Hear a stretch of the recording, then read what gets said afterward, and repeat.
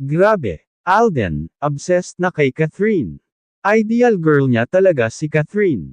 Boom! Pasabog na naman ang chikang kumakalat ngayon, si Alden Richards daw, sobrang hooked na kay Catherine Bernardo.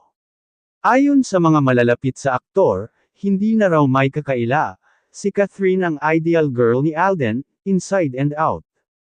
Sa isang recent interview, nang tanungin si Alden kung anong klaseng babae ang gusto niya, walang pag-aalinlangan niyang sinabi. Yung simple pero elegant, may puso, may prinsipyo, at marunong tumawa kahit sa simpleng bagay, para kang umuwi sa peace of mind.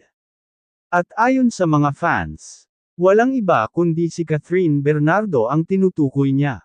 Hindi pa dyan nagtatapos ang usapan.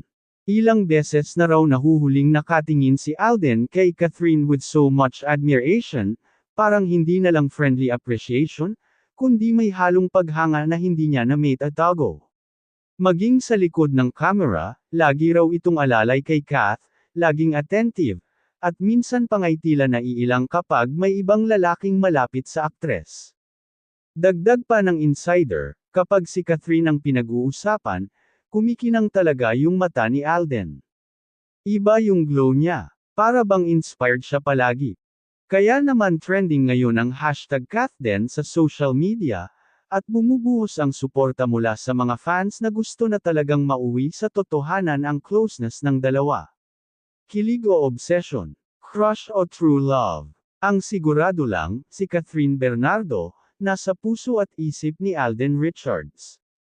At sa bawat tingin, kilos, at salita niya, halata mong siya ang babae na ayaw na niyang pakawalan.